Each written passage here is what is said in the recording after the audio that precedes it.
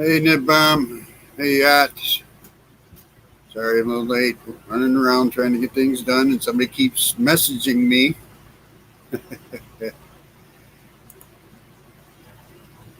Oops. How you guys doing? Thought we'd talk about the hurricane tonight a little bit, see what's happening out there.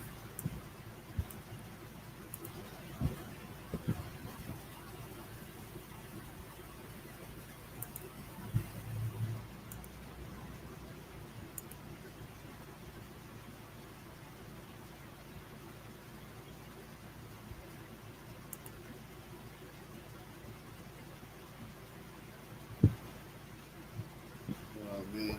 Can't believe that Daniel deal got me on my insurance. Daniel, State Farm offers surprisingly great rates to everyone. Sure you do. See if I can get this done here. Nibbon. Nibbon. Trying to do something here, and it just doesn't want to work with me on it.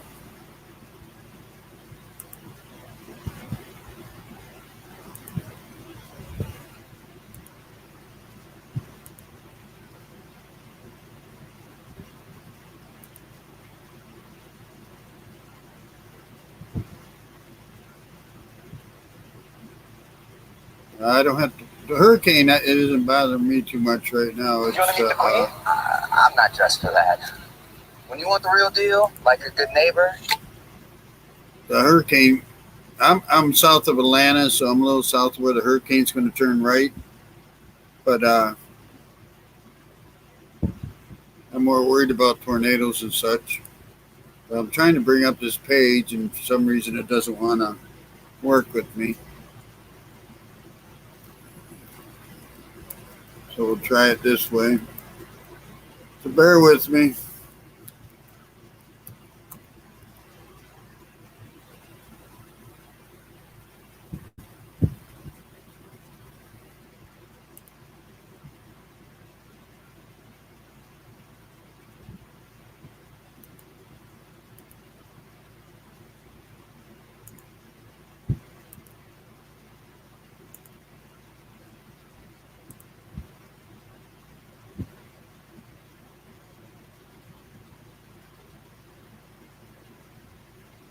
All right, there we go.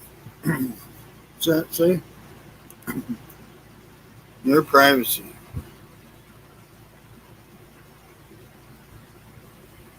Yeah. So yeah, I'm just tracking it through the weather.com, trying to see if there's anything new going on. What's the latest report?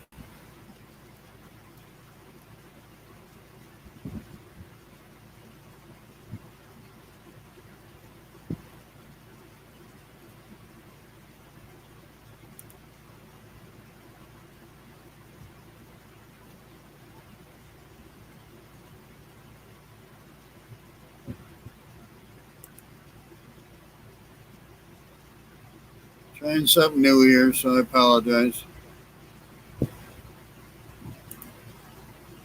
Faye, hello. Welcome in. Forest fires are burning nearby. And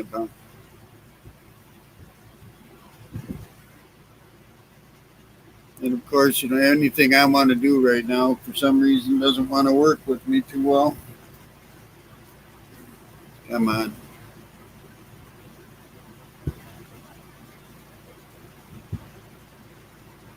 Pressure continues to drop with Hurricane Ida. So although it is a Category 2 storm with winds of 105 miles per hour, those winds will likely pick up, and it could become a major hurricane overnight, which means you'll wake up to a monster storm. Warnings are up, and hopefully those of you along the north Can you guys hear that? Prepared and in a safe location. Is the volume coming through on that? Because I don't know if I hit. Ida will likely move on shore by early afternoon, potentially as a Category 4 hurricane. Tropical storm force winds. I didn't hit that button, so I apologize. And picking up from there. So some areas could see winds gusting at over 100 miles per hour, causing catastrophic damage. Tornadoes are also possible. Expect life-threatening storm surge, reaching levels that can easily flood out buildings and float cars, possibly The volume coming submerging through for you entire guys now? neighborhoods. And we're also concerned about Okay. flooding from rainfall. Look at this heavy rain that we'll be picking up. Not only that, but we're watching for widespread power outages across Louisiana and parts of Mississippi.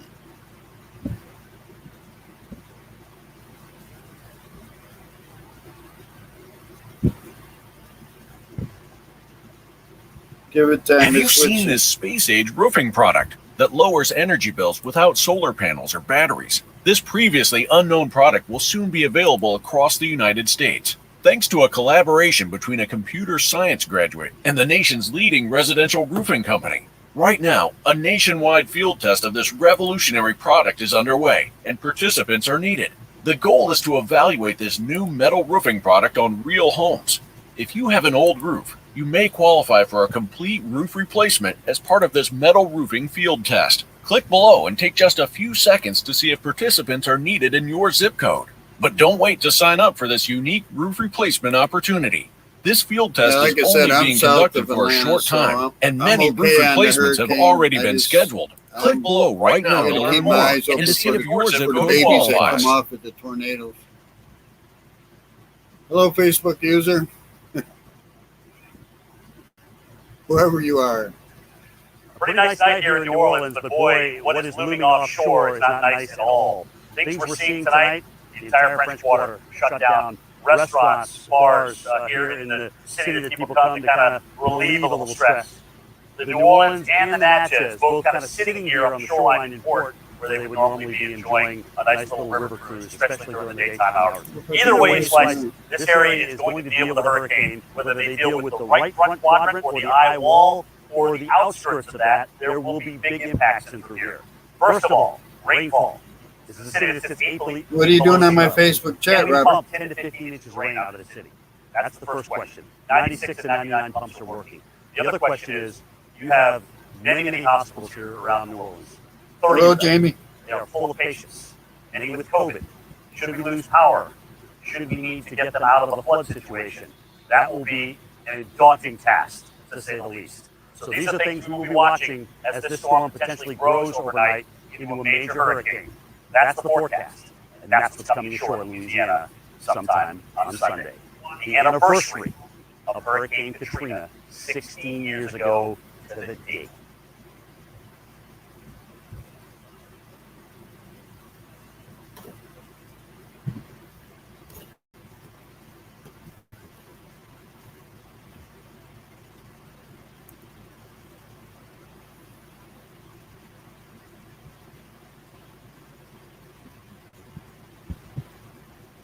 Don't go outside, Nip Bomb. It's hot out there.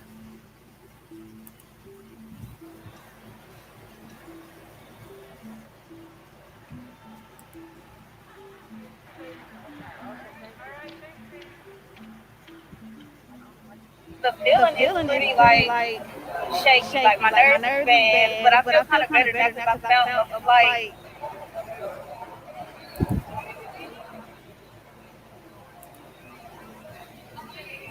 I don't really want to risk it, so I'll be stranded all week.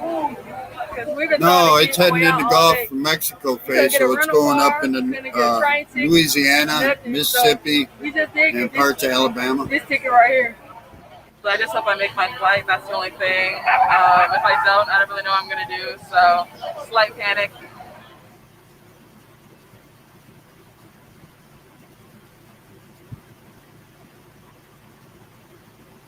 Can't believe that Daniel got me on my insurance. Daniel, State Farm offers surprisingly great rates to everyone. Sure you do.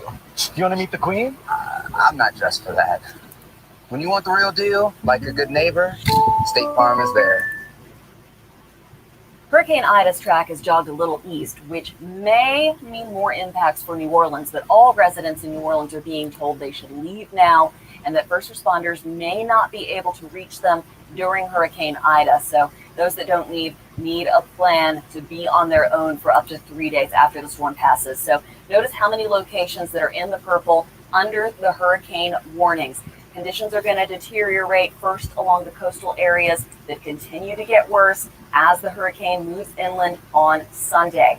And the storm surge inundation, we got to talk about that because that shows how high the water can get to, and this is in feet, by the way, above ground level, and we could see adjustments to these numbers. We also need to talk about the rainfall forecast that takes us through the next couple of days, and there's a lot, and we've seen the numbers bump up for places like Homa.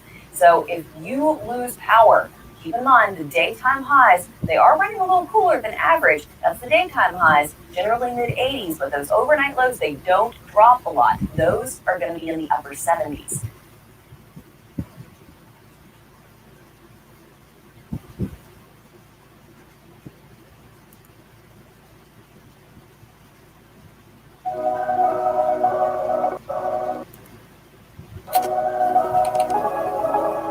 I never heard much about New York, how bad they got hit up there, so it must not have been too bad.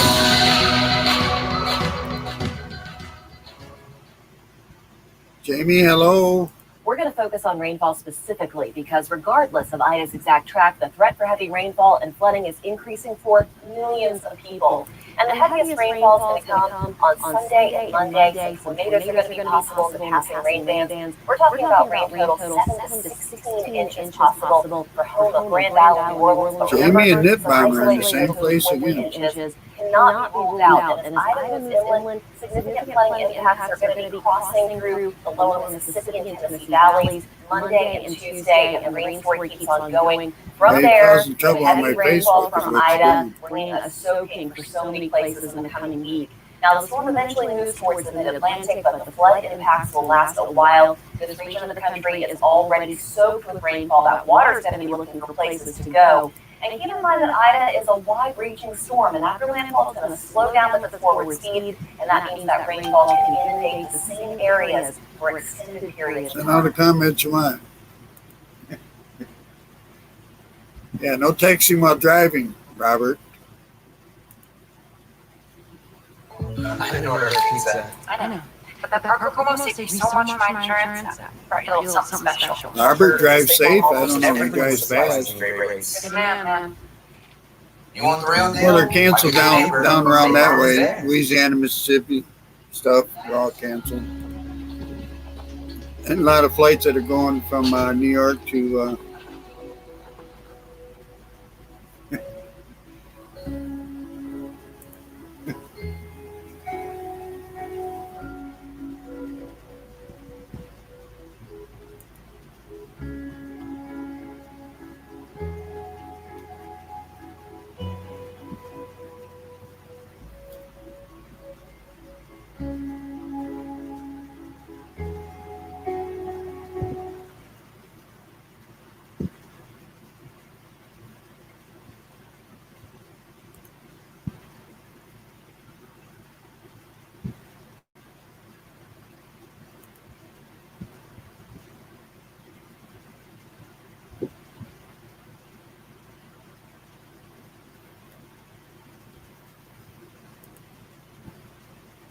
The newest guidance shows that Ida is going to jog a little more eastward, so the storm surge warnings have been extended eastward to the Alabama and Florida border, including Mobile Bay. Now, storm surge can vary a lot over short distances and catches people off guard.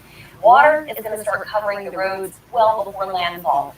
Now, this potential storm surge inundation map shows how high the water will get above ground level. And these projected values, those could wind up getting higher, possibly overtopping local levees outside of the hurricane and storm damage risk reduction system. So part of the reason you are told to go early is because you've seen the traffic for starters, and once that water starts getting pushed on shore, the escape routes will get cut off really quickly from the coast. So remember, those strong winds are going to be driving that water inland for a while. We cannot stress this danger enough. Wave heights with Ida are going to be big. The swells have already begun reaching. Yeah, it's already passed by Florida, Faye. Now, in comparison to It's in the Gulf. It's what a storm surge can look like. The rise in water in feet possible within just a matter of minutes.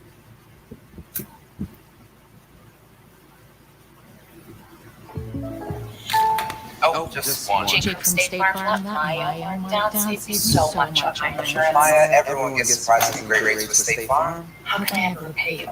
When you want the real deal, like a good Not an neighbor, echo, State Nipbomber. Farm is there. Highways are jam-packed with people trying to get off the Louisiana coast before Ida comes in. Look at all those people the storm leaving. is forecast to hit the area Get as out. a major hurricane Sunday. Rain ahead of Ida was already hitting New Orleans Saturday afternoon. City officials there warned the window to leave was closing quickly. There are mandatory evacuations in place in at least 5 parishes. Evacuations inside the New Orleans levee system are voluntary, but the mayor advised people to leave if they could. As people backed up and St. headed Horse out, they lover. realized there might not be much left to come back to. Is there a feeling that you have, like in your gut, when you leave the place for the last time? Sick. Very sick. What you lose, is going to be coming out of your pocket. And while it may be a mobile home on stilts, it's a lot to replace. A lot to replace. LaForge Parish has put a 6 o'clock curfew in place ahead of Ida, and it will stay in place until further notice. Anyone who stays in southeastern Louisiana should be ready for the power to go out. And the days after Ida are forecast to be scorchers.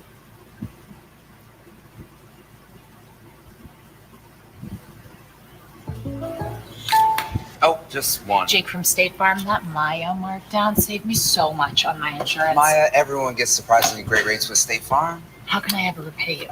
When you want the real deal, like a good neighbor, State Farm is there. As we go through the overnight, Hurricane Ida will continue to strengthen and move closer to the northern Gulf Coast. Tropical storm force winds will be at the coast early Sunday morning and then continue to move inland. Now, Ida could bring potentially Alabama declared state of emergency. Life-threatening storm surge, flooding, rain, and tornadoes. So here's a look at the timing of the rain and also the wind coming on shore. Grand Isle, potentially winds gusting at over 75 miles per hour, times maybe even over 100. New Orleans, 60 to 75 mile per hour wind gusts coming in at times. And then it continues to move inland as we go into Monday. Not quite as strong, but still very dangerous. And here's a check on some of those winds throughout the day on Sunday, looking at areas in Louisiana, Mississippi, also into Alabama. We are talking about structural damage coming in with this, down trees, power outages. Now that landfall is likely in the early afternoon, but impacts will be around well before and long after.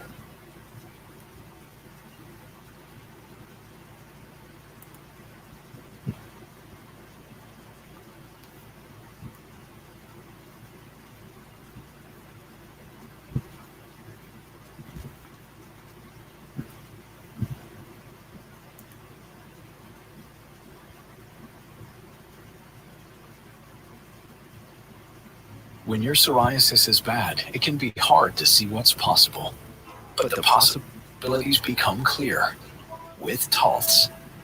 The first and only treatment of its kind, offering a chance at 100% clear skin. With Taltz, up to 90% of those with moderate to severe psoriasis saw a significant improvement of their psoriasis plaques. Some even saw 100% clear skin. Don't use if you're allergic to Taltz. Before starting, get checked for tuberculosis. Increased risk of infections and lower ability to fight them may occur. Tell your doctor about infections, symptoms, or if inflammatory bowel disease symptoms develop, worsen, or if you had a vaccine or plan to. Serious allergic reactions can occur. See the possibilities. Ask your doctor about Taltz.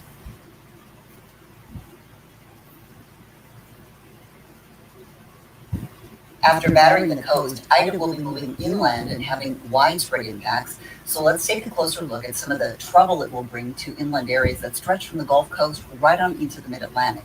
First of all, rain will be a major problem. Now, this area has already had a really wet year and the soil is saturated. Then you add these winds in, and that's going to cause big problems with trees going down, also power outages. And watch that rain as it continues to travel all the way up into the mid-Atlantic. And areas that just got hit with Henri are going to be seeing more of this rain coming in. That rain will be very heavy across Louisiana, Mississippi, Alabama, also into western Tennessee, including potentially Waverly. Now, the excessive rainfall outlook gives you an idea of where we can see some of that heaviest rain, and also an idea of where we could see some flash flooding due to that rain. Here's a look at that tornado threat. This is Sunday through Sunday night.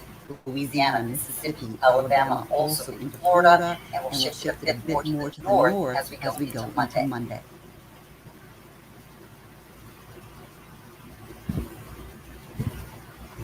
You don't want to see the ads, Nippon?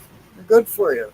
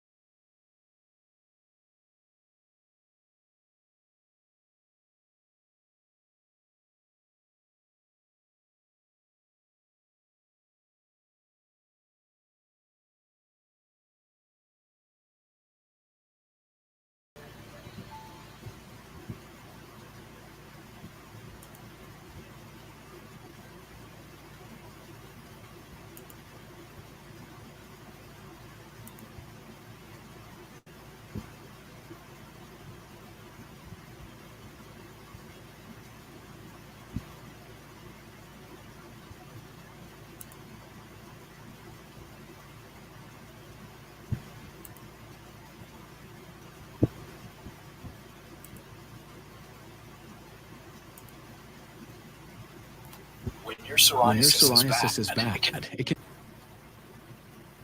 be hard to see.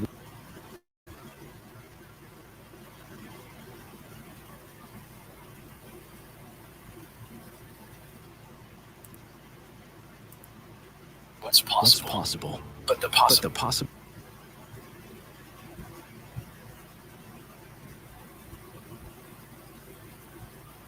become clear with Totals.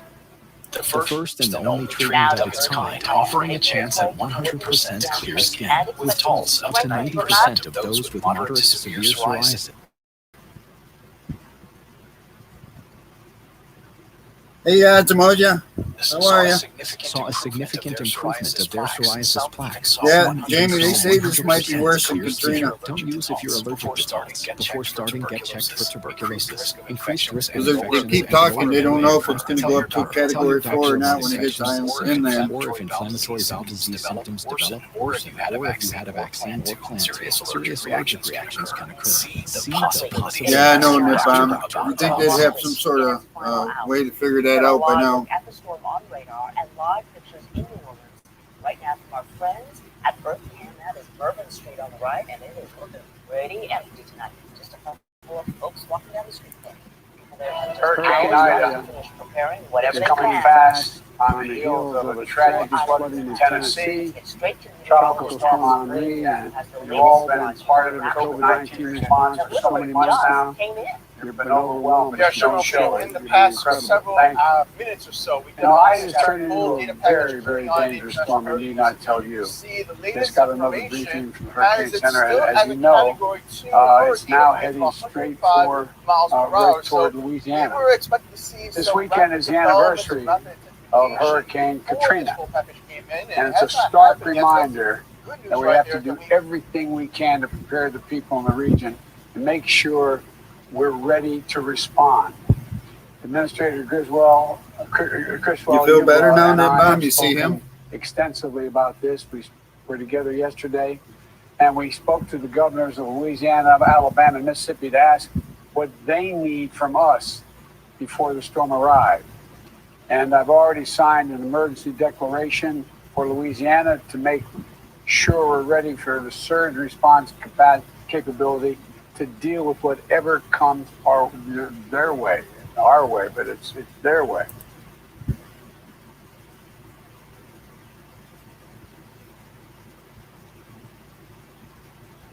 Can't believe that Daniel deal you got me on my insurance. Daniel, State Farm offers surprisingly great rates to everyone. Yeah, that's traffic heading out. You want to meet the Queen? I'm not dressed for that. When you want the real deal, like your good neighbor, State Farm is there. Be nice, Nip Bomb.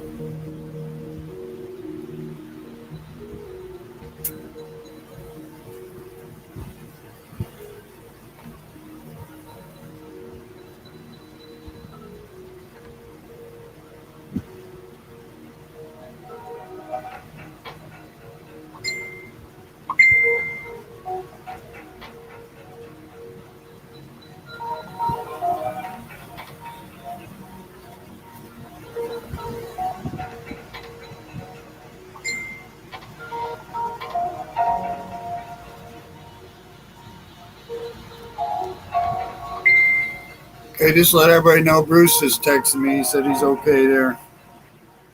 He just got off work.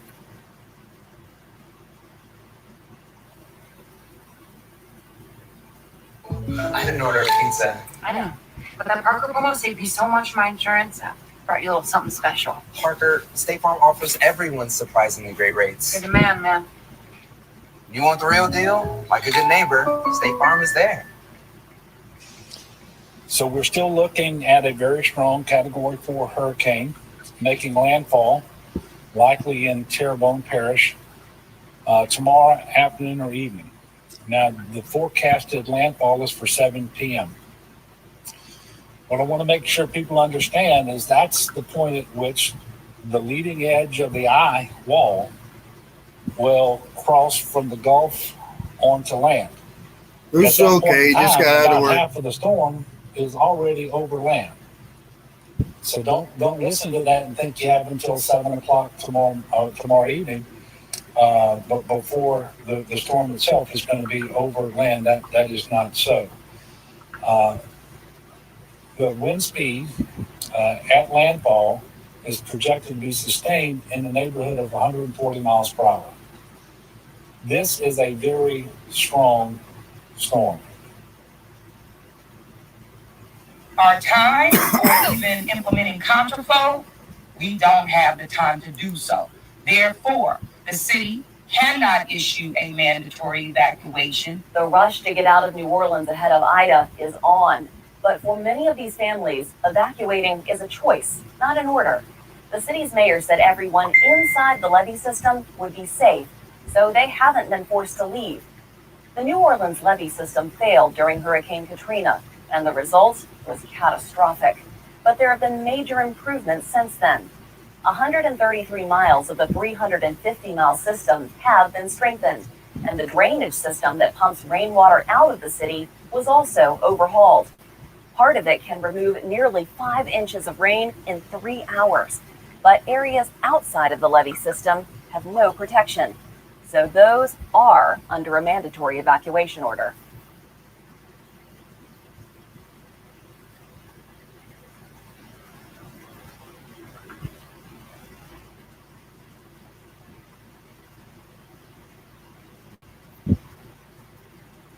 When your psoriasis is bad, it can be hard to see what's possible. But the possibilities become clear with Taltz.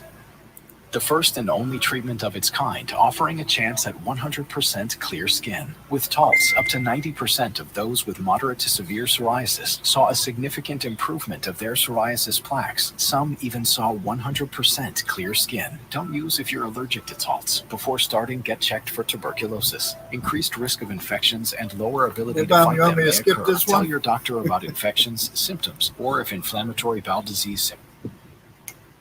There is something about hurricanes with a name that begins with the letter I. They tend to be particularly bad.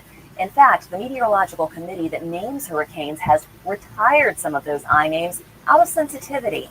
Basically, it doesn't want those names coming back to instill fear or possibly confuse people. Take Hurricane Irma, for example. That monster Atlantic storm in 2017 was one of the strongest and costliest on record, and caused over $50 billion in damage.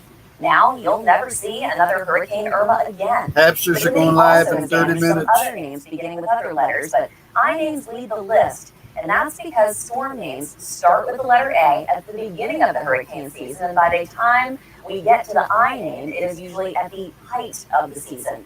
The I storm name for 2021's Atlantic hurricane season is Ida. Whether that name will be retired remains to be seen. Well, there's no nip bomb hurricane.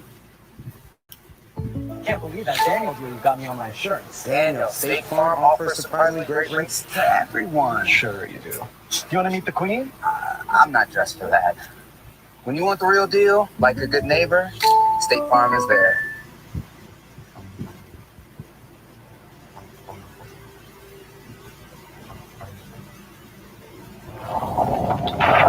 Hey, Bruce.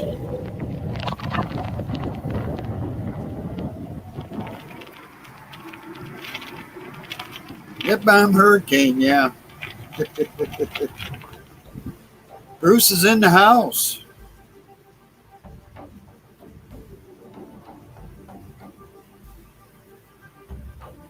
Got to rest his voice. He's got a double feature tonight.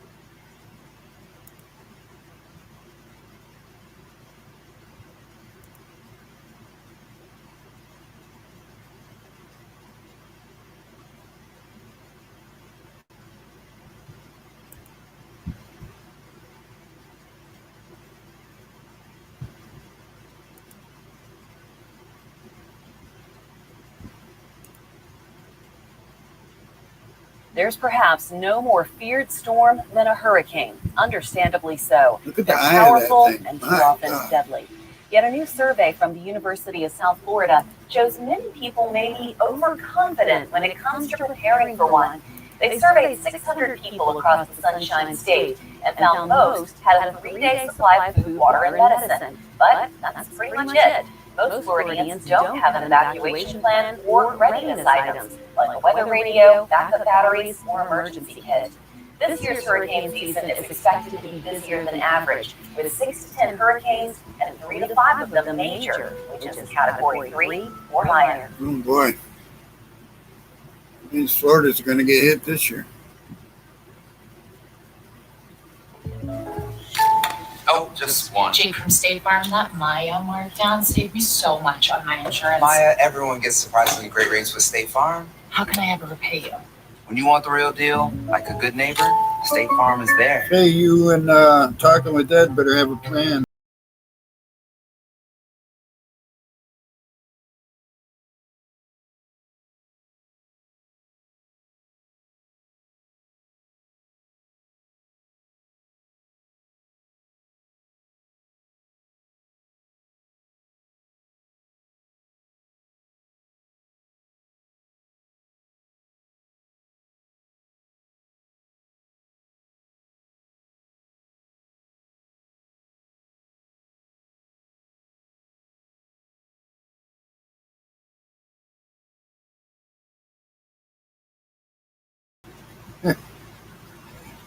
There was a hurricane, Scott. Cool.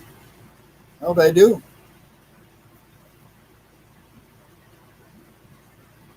When your psoriasis is bad, it can be hard to see what's possible. But the possibilities become clear with... Just for net bomb, we'll skip that.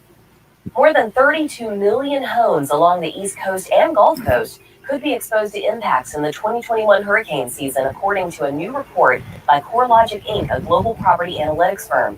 The report noted that the at-risk property's total replacement cost value came to $8.5 trillion. Storm surge damage risk is less than hurricane wind damage risk, but still significant.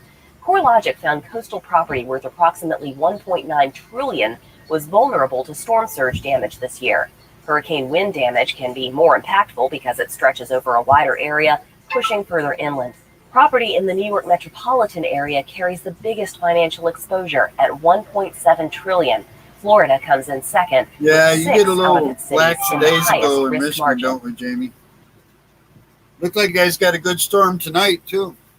Can't believe that Daniel deal you got me on my insurance. My H is live already. Offers surprisingly great Went rates early. to everyone. Sure you do. You saw my You wanna meet my the live queen? stream is I'm bombing. not dressed for that. When you want the real deal, like a good neighbor, State Farm is there.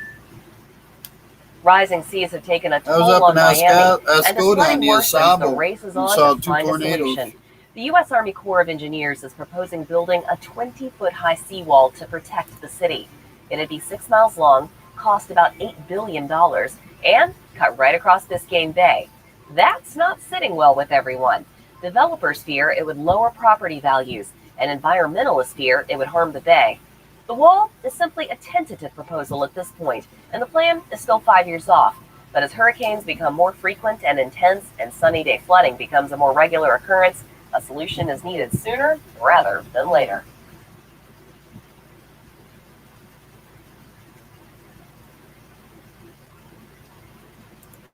Have you seen this space-age roofing product that lowers energy bills without solar panels or batteries? This previously unknown product will soon be available across the United States, thanks to a collaboration between a computer science graduate and the nation's leading residential roofing company. Right now, a nationwide field test of this revolutionary product is underway, and participants are needed. The goal is to evaluate this new metal roofing product on real homes. I think you guys are going to get hit with something later on tonight, you may Jamie, qualify for a tonight or complete tomorrow roof replacement as part of this metal roofing field test. Click below and take just a few seconds to see if participants are needed in your zip code. But don't wait to sign up for this unique roof replacement opportunity. This field test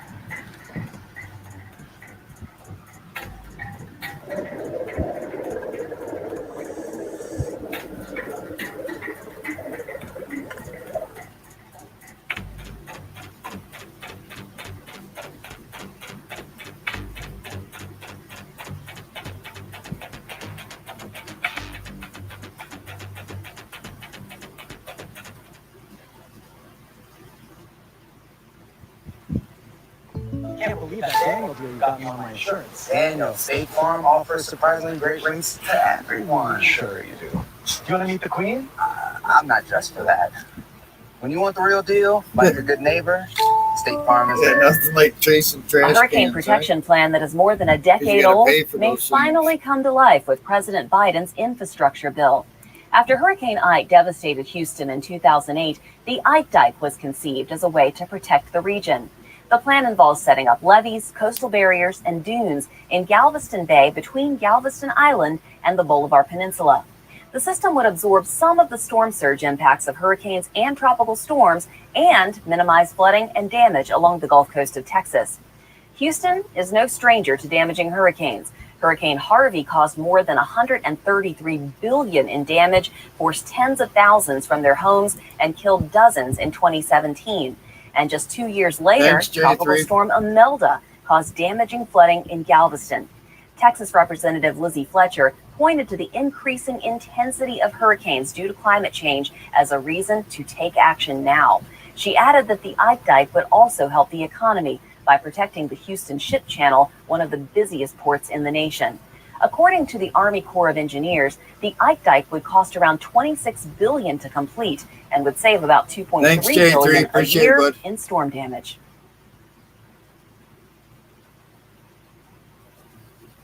Can't believe that Daniel deal you got me on my insurance. Daniel, State Farm offers surprisingly great rates to everyone. Sure you do.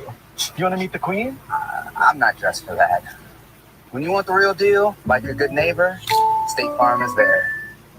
Well, by now we all know how big of a year 2020 was as far as the Atlantic hurricane season went. We went through a good chunk of the Greek alphabet. This is a list of all the names that we went through. Iota was the last one, just a huge amount of storms, and actually a lot of them ended up hitting the U.S. Now, up until a couple of days ago, the number was 12 U.S. landfalls, okay? But you notice at the top of this graphic here, we're saying 11 landfalls now, and that's because the Hurricane Center has gone back and done some reanalysis on some of these storms, and one of them in particular, which was a hurricane at one point, Hurricane Marco. It became a tropical storm right before it approached the coast and then kind of pittered out as it moved off toward the west. You could argue it was a little bit of a bust forecast, but at the end of the day, they used this reanalysis, which includes things like looking at observations from buoys and things like that. and they found that it actually did not make landfall. Now, that's still a record, 11 U.S. landfalls. The previous record was 9, set back in 1916.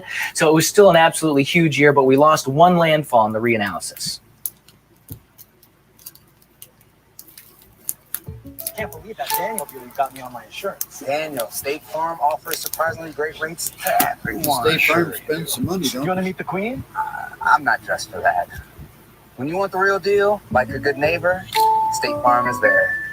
Oh, you can show you the prison out there where candidates he were was left off the list of retired hurricane names announced earlier this week. While the 4 storm names that were retired certainly met the criteria due to the death and destruction they caused, we think that there are 5 others from the past 2 years that were also strong candidates.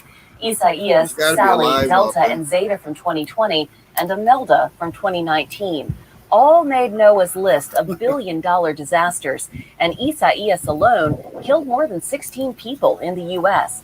We won't see storms named Delta and Zeta again since the World Meteorological Organization decided to ditch the Greek alphabet going forward, but the others will live again. Atlantic tropical cyclone names repeat every 6 years unless they are retired.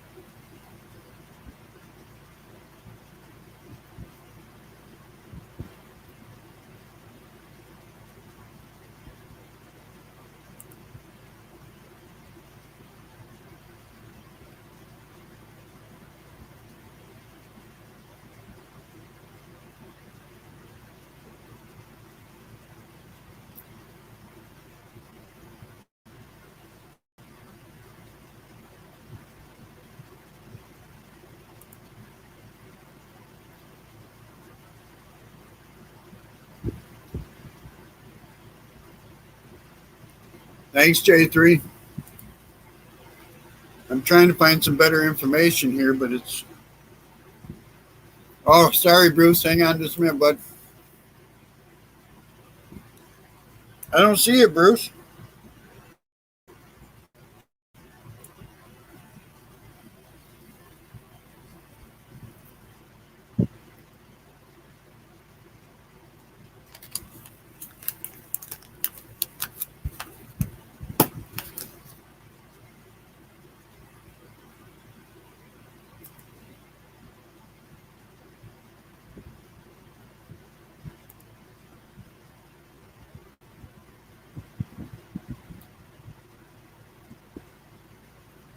Thanks, Jamie.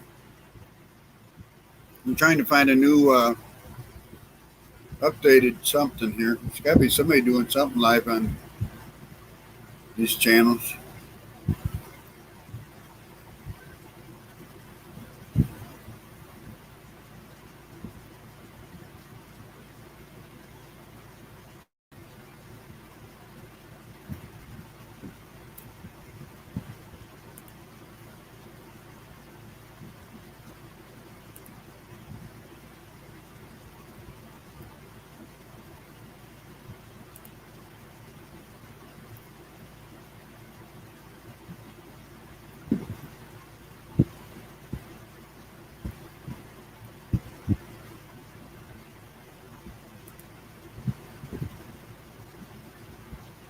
Highways are jam-packed with people trying to get off the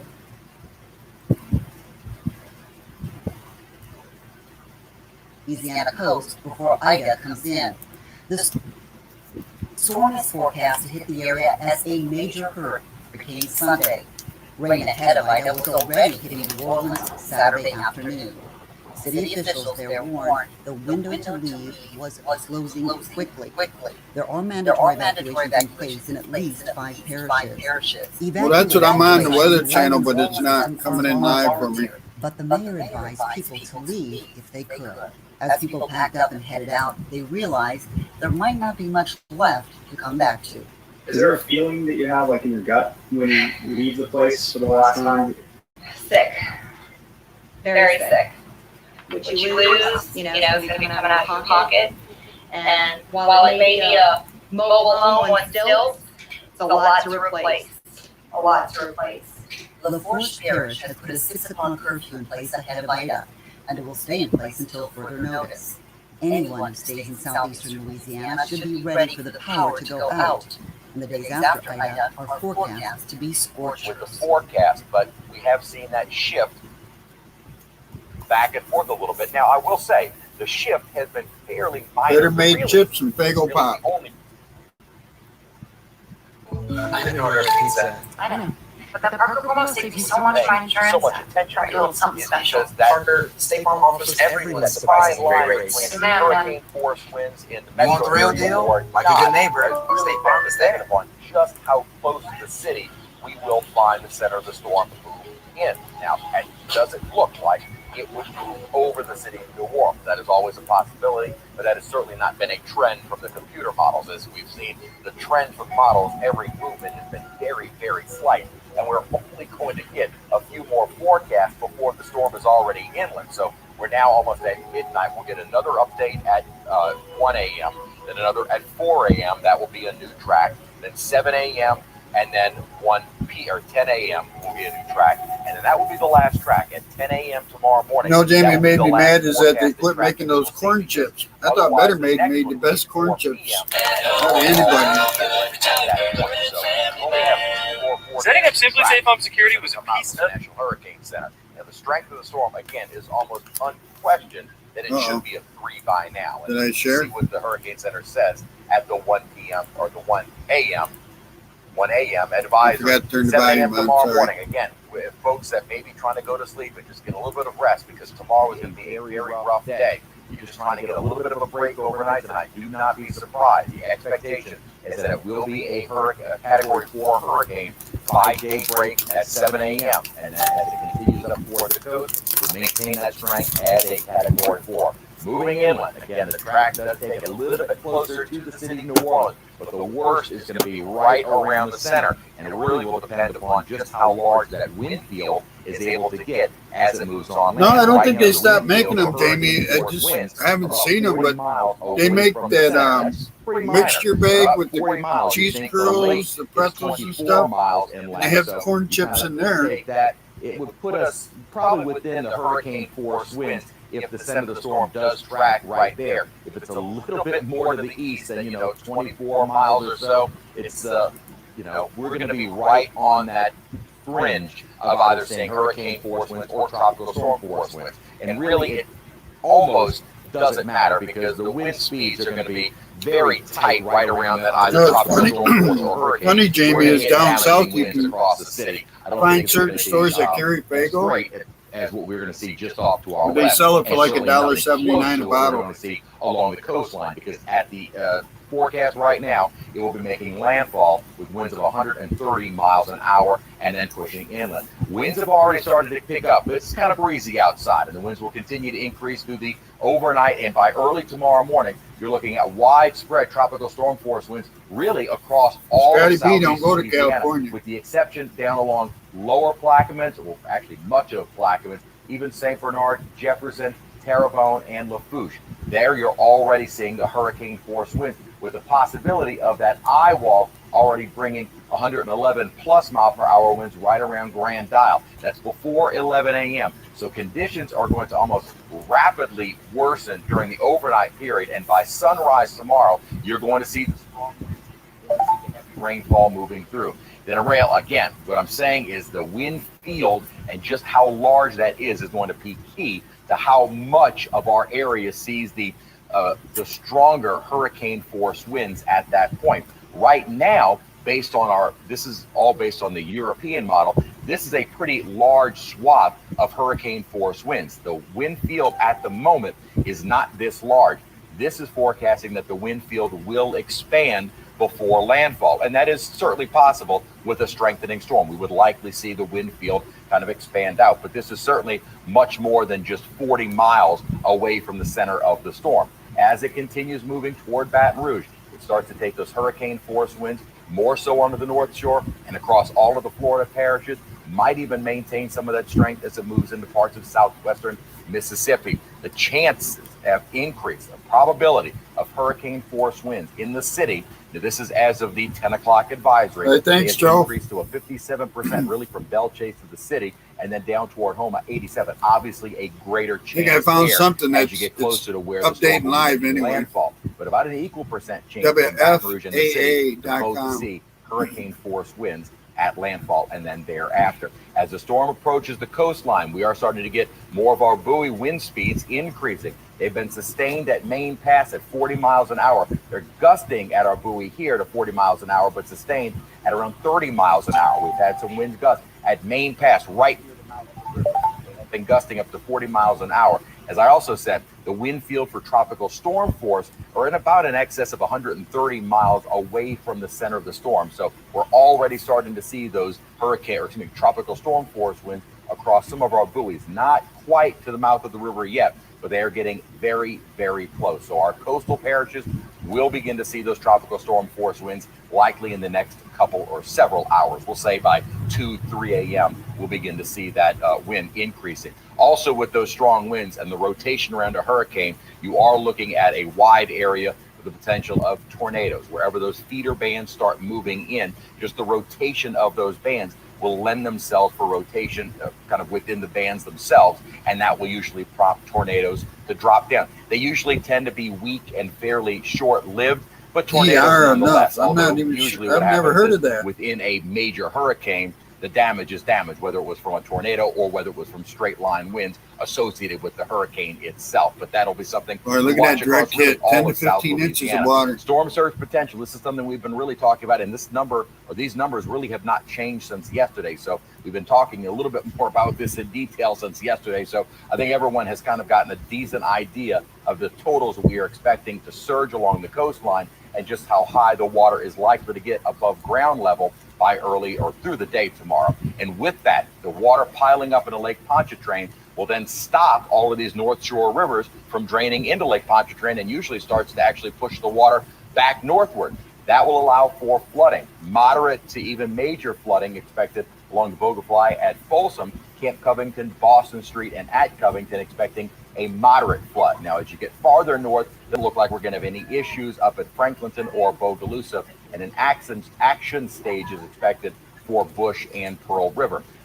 Actually, not be surprised to see the Pearl River change at Pearl River, only because you're going to get a significant surge of water in southern St. Tammany Parish or around Burlington and Slidell itself. Rainfall totals, we're looking at 7 to 10. And again, rainfall total forecasts are very, very difficult with a hurricane. We can only give you an idea of kind of a widespread area. Certainly the areas within those bands are going to be far greater than what we see in areas that may not see nearly those type of bands setting up, where the training of the rainfall really lends itself to the higher rainfall total. Areas of near the center of the storm where it does make landfall and push inland, 10 to 15. And again, this is rainfall looking at about all day tomorrow and into Monday morning, mid-morning. So roughly a 36-hour window of 10 to 15 or more inches of rainfall. That is going to cause some flooding, and the risk of flooding is very high. Obviously, a high risk has been issued for the area.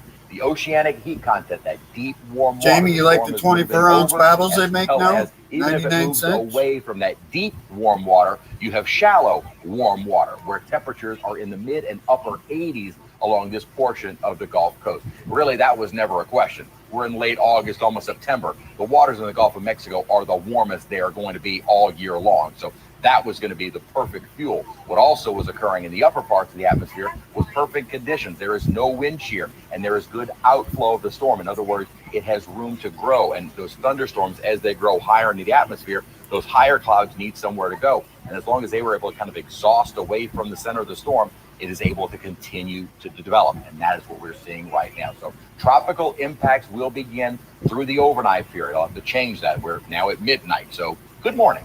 We're looking at no dramatic changes in the forecast through the night and into tomorrow. Yes, there may be a little jog one way or another, but it is not going to be anything dramatic that would really change the impacts that we are expecting. Landfall as a major hurricane will be sometime midday. Really, we're looking at 12 o'clock right now. Landfall could be at around noon or 1. So we are about 12 to maybe 13 hours from Ida making landfall along the South Louisiana coastline. Dramatic changes in the forecasted track are not really expected. Again, a little bit one way or another could mean the wind speeds in metro New Orleans. But as far as the impacts across the entire area, they are not going to change. It is going to be damaging. It is going to be extensive. It is going to be widespread, and obviously more detrimental to the folks along the coastline. I really feel for the folks in Lower Jefferson, Lafourche, Terrebonne, especially all of those outside of the levee system. You're looking at a surge of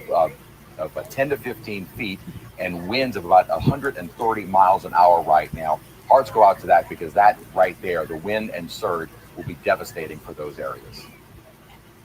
All right, thank you, Chris. Obviously, much more to come as we move into the daylight hours. Thank you guys so much for joining us.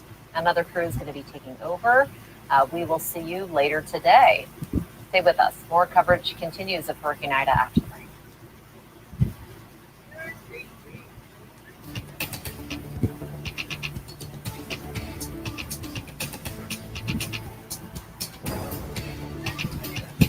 They got fireworks flavor in that bomb?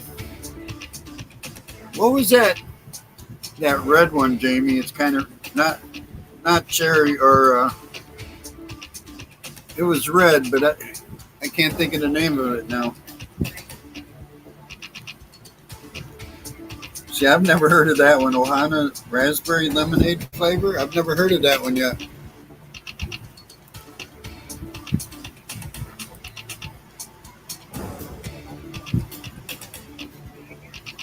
No, it wasn't strawberry. It was, I can't think of it.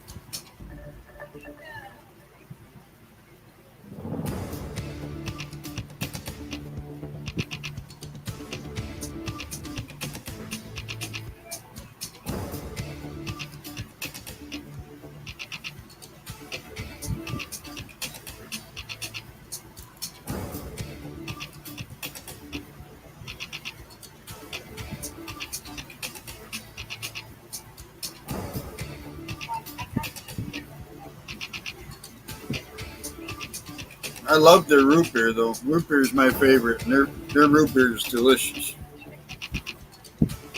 Love making floats with their root beer. Vanilla ice cream and root beer. There you go.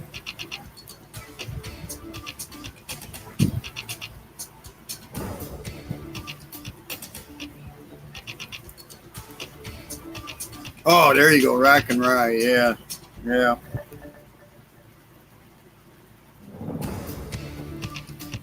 Used to make floats out of that too.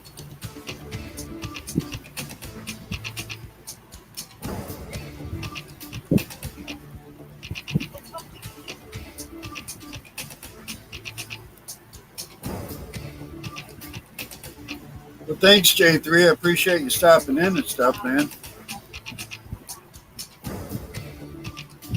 Thought I'd just give this a shot. I haven't.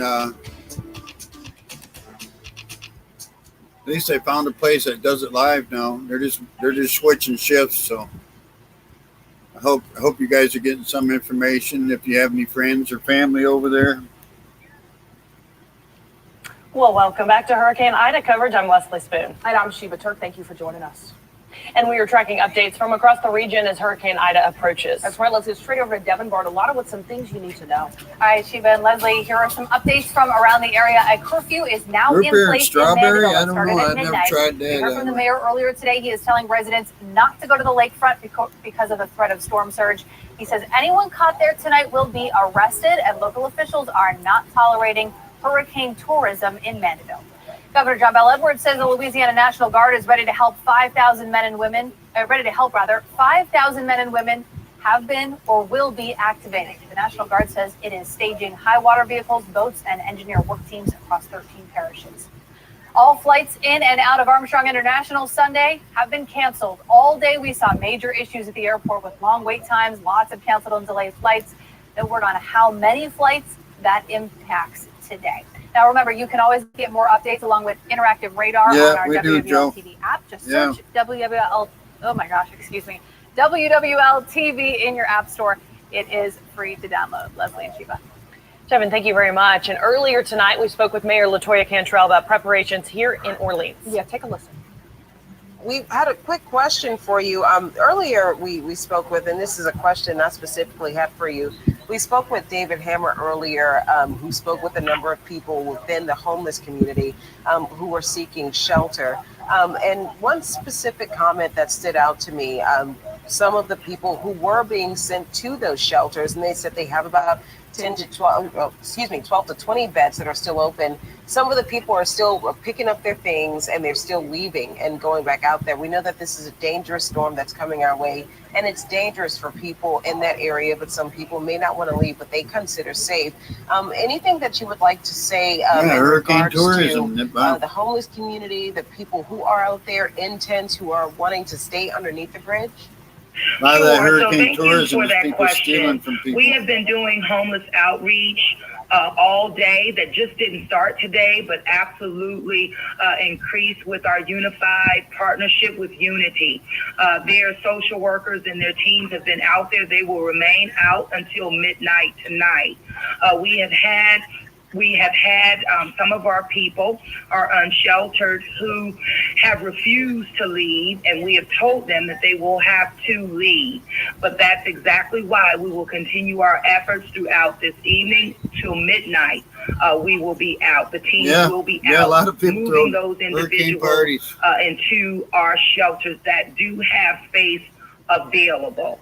And so what we also Mobile, Alabama over there, when wind picks Jamie, up and the like, then that's when they will feel the need to 2 to go 4 and, feet to a sheltered location. Looks like So water we're going to surge remain just for vigilant. Mobile, We're Alabama. going to remain out there in terms of the outreach to our folks and to get them out of harm's way. don't. It's just very difficult when you are dealing with individuals that just do not believe that the storm will be as intense as we're prepared for it to be, because they're only looking at the conditions that exist right now and not forecasting out what will come. But our homeless team and our response team will continue to be activated even beyond midnight, but the larger team will be off the street by midnight tonight. Mayor Cantrell, you have the National Weather Service embedded in your EOC, correct? I do, yes. And what are you hearing from them about these slight jogs to the east and to the west? Are they confident in the current track? Well, they are very confident in the current track. What that means, though, for us is that there has been an increase in the inches of rainfall, and an upward of 20 inches, which could give us even 2 to 3 inches per hour. And so that's what we are being told. Also, what we are being told that gives me some level, I would say, of comfort is that the storm, or Ida, her conditions will be improving by daylight Monday morning. And so it's always good when you have daylight on your side post-storm, so that we can hit the ground running with assessments and knowing the full impacts that Ida will have on our community overall. Now, you said 2 to 3 inches per hour. Typically, we say that that's more than our drainage system can handle. What's your level of concern? Is he down that far, Jamie? Within the city, and particularly in Lakeview? I was stationed right there by Mobile. That pump station that's out. Yeah. Right. So in regards to the pump station that's out, garnering Lakeview, the good news is that we have 2 adjacent pumps that are operable and that fully function for that part of our city. Also, as it relates to the built-in redundancy that we've ensured that we have with our EMDs and the like, but we have to be mindful as it relates to the rate of rain. So the rate of rain, and you've not only heard this from Orleans Parish, but every parish that's responding in preparation for Ida has said if we get too much too soon, there could be localized flooding. We know this all too well. The good news, though, is our ability to drain our city and where it will not stay with us for days and for weeks. We're much better off in terms of our preparedness as it relates to the infrastructure improvements that we have been able to implement over the past some people just think they're indestructible. They've proven to be effective. Our canals have been drained. Even cars that were in there 16 years ago are out. And we have seen the impacts of our green and blue infrastructure as well, because we have not seen localized flooding since these improvements have been in place. We are no way out of the woods yet with the infrastructure improvements that we need to make. But you know what? We're definitely on the right track. But more importantly, our levees and the investments that have been made in our levee protection system since Hurricane Katrina are sound, are stable, and all of the modeling that has been done by the U.S. Army Corps of Engineers in partnership with the National Weather Service has those levees protecting our people. So that is a top priority, and it gives me great comfort. Oh, you haven't been activated yet to go down there, Joe? You mentioned a little bit earlier I hope in a you news don't. conference, I mean, more so, I believe, if I'm not mistaken, just yesterday. A lot of times it's almost, about contraflow and how the after the contraflow hurricane system, the gets storm through was there. developing too quickly for the contraflow system. So I don't think they like to send you down there during, we have a lot probably. of people, as we've shown earlier, at the Armstrong International Airport, attempting to leave. Those flights have been canceled. People who are still debating and watching these comments online on if they should leave or should they shelter in place. Anything you can say to people who are still on the fence? Is it too late, or do you think that people can still have a window to get out of here? Birmingham? No, I don't. At this particular time, at 9:42 p.m., no. We had given this advisement on yesterday morning for a reason. We said that time was not on our side. That's why we could not even implement contraflow at the state level, because we did not have the time, and right now we don't have time. So those individuals that were on the fence or are still on the fence, they need to get off and make sure that they're in a safe place like it's moving and prepared to shelter in place. Hunker down, as I've said.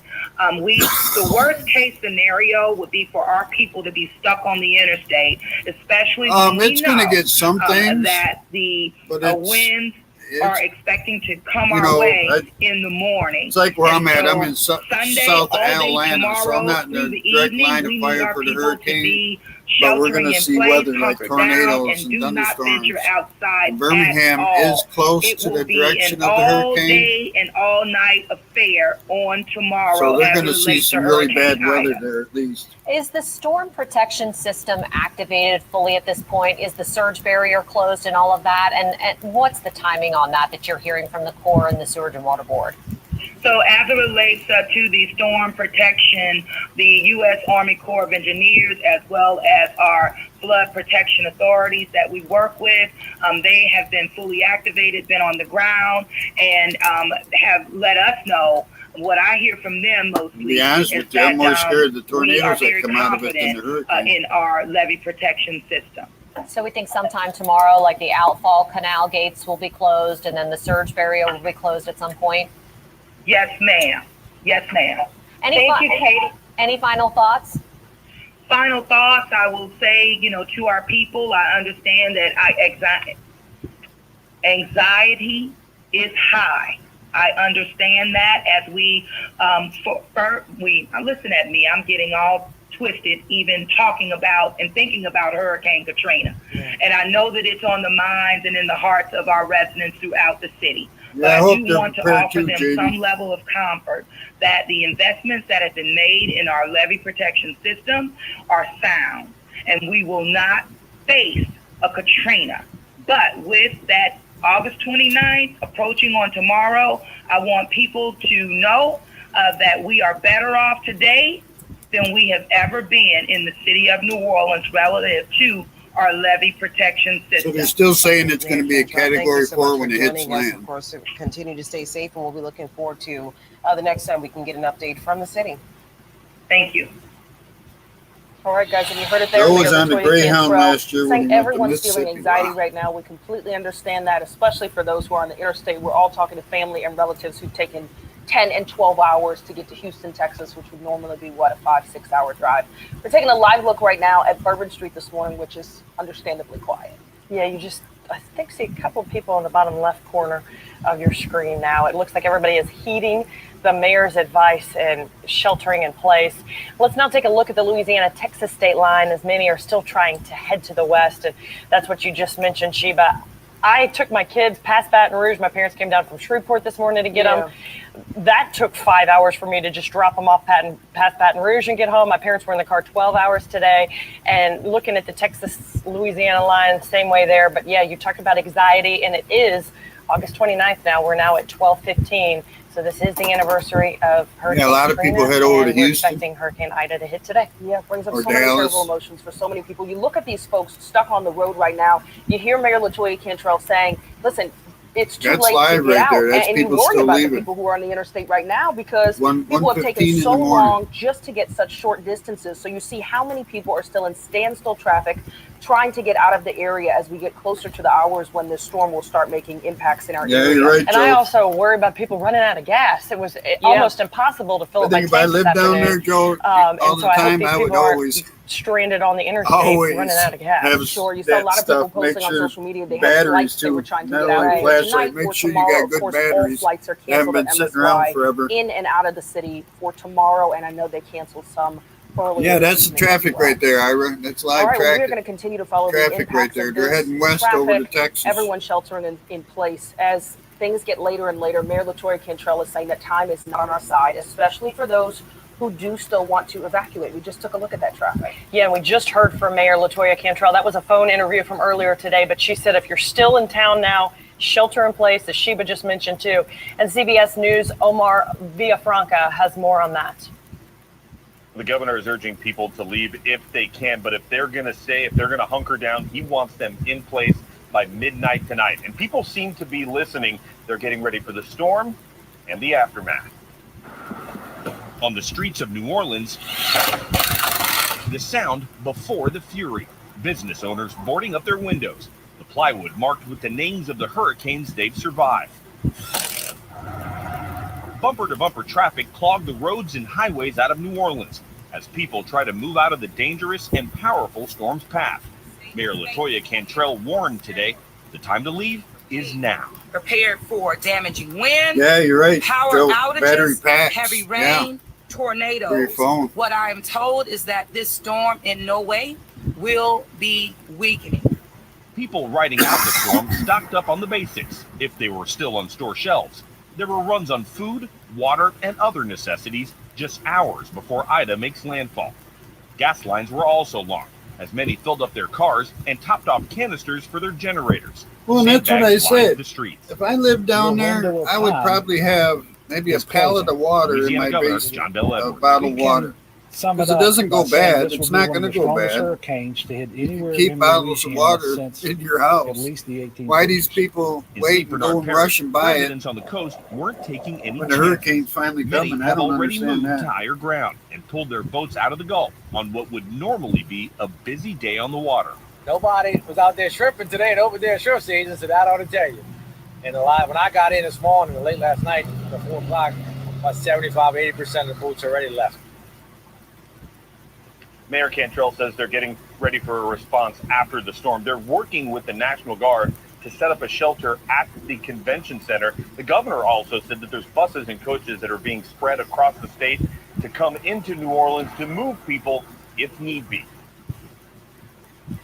And earlier tonight, we spoke with Jefferson Parish President Cynthia Lee Sheng about preparations there. Hurricane Ida could pass right over Grand Isle. Let's take a listen. Thank you so much. I don't know if you've been listening in to our chief meteorologist, Chris Franklin. He just got down, he just stepped away a couple of seconds ago, but he did mention, and something we have seen people talk about, this slight shift of Hurricane Ida to the east. Wanted to get your reaction to that. Yeah, that's hard news for us to hear. You know, we're at the Emergency Operations Center, and I just heard that news before I'm with you right now. So that's not good for us in Jefferson Parish, obviously. Yeah, not good for you all. I know that you issued that mandatory evacuation for Jean Lafitte and for Lower Lafitte. Yeah, you are, Joe. Is I don't there like anything taking that you wanna say to I-70 when residents as they bad start weather's to out there. listen, so you guys are Even in the wintertime, I don't thinking like of taking anything else or I-70. anything that you want to enact and hearing this news? No, I mean, where you are now is where you need to stay, and you just want to be safe. And this is we're ready to respond, and we're here at the Emergency Operations Center with all of our agencies, and our first responders are going to be out there as long as they possibly can until they have to come in. But I feel comfortable with what we've done ahead of time. I was down there in the feet, but we never want to see this coming more our way, and the latest track is difficult news for us, but we'll see how this goes. Well, I'm so sorry. I was saying earlier, I do believe listening in to your news conference, I wrote a couple of notes down earlier, and you said that about 95% of the people in Grand Isle, they have either already left or they do plan to do so. Oh, okay. I mean, have you I've guys taken gone back 44 around and quite a checked few that? This is times. a couple of hours ago in those areas where there were those mandatory evacuations. Take that Yes, angle, I mean, go the down good news is that there was a Oklahoma steady and stream stuff. of people leaving Grand Isle, Going people to who Texas. normally don't leave Grand Isle were leaving, and that was good news for me to hear. We didn't have No, any feet today. it's There going were to people shift to the that, east. I think it leaving there did as well, shift but to the we do east a little believe There's bit. still people on the island, and Rouge, that is but, our concern because the storm surge is very, very there you strong can see and it for right a long there. period of time, and so that is the It worry kinda that I have. shifted, but the it's most gonna make a vulnerable right areas in Jefferson turn. Parish. And it is very hard news to see that. I think it's is what they're tracking talking closer about to us. here. Yeah, I know that right now, of course, a lot of people that doesn't necessarily have the means to get out of the area. For those that are still sticking around, and for those who throughout the parish, do you have a message to the residents that you'd like to share? Well, I mean, for those, especially inside the levee protection system, we need to work with our first responders. We need you to stay put. There are going to be dangerous hazards after this storm, whether it's trees down or flash flooding or electrical outages and just dangerous conditions. And we need to give our first responders the free access to all the roads without having to deal with other They're still things. calling That's going to for be more it to be a accidents and Category more 4 when it hits issues that they're land. going to have to deal with, and it's enough that they are having to deal with already. So if you're safe, stay put in your house. If you have food in your water, please let's give our first responders the time that they need, and we will start putting our community back together. Okay, thank you so much, Jefferson Parish President Cynthia Lee Sheng. When can we expect another update from the parish? We're on all night, so we were probably due schedule a press conference sometime tomorrow. We have not set that time yet. All right, thank you so much for joining us. Thank you. Calm looking over downtown at the moment. Things are pretty quiet out this evening. This is going to be a completely different view as we get toward just in 12 hours. And about 12 hours from now, we are likely to see Ida making landfall as a major hurricane. Now, we've been watching very closely, and I'm almost at the point where I don't want to see what the trend of the models are doing at all. I want to see what the storm is actually doing with regards to the forecasted track from the National Hurricane Center. Now, much earlier in the afternoon today, or yesterday, Yeah, I know the it, storm had Jamie. actually been trending more to the east of the center line. And I feel the same way, but the Hurricane Center did be honest with adjust you, it I a feel little bit worse more for to the pets. east. A lot then of we saw people, at when the 10 hurricanes o'clock coming, they update, leave their they pets shifted behind. it a little bit more to the east. Believe And the it or folks at the not. National Weather Service office in Slidell really wanted us to stress that does put us a little closer, Metro New Orleans, to perhaps seeing some of the stronger winds. Not the strongest by any means. That, unfortunately, is for the folks along our southern coastline. That's where you're going to see the winds of 130 miles an hour. Now, that also not along the entire coast. That is going to be right at the center of the storm. But obviously, the worst impacts will be along the coastline. But something that is very interesting here is, what do you see on satellite? A very clear picture of the eye.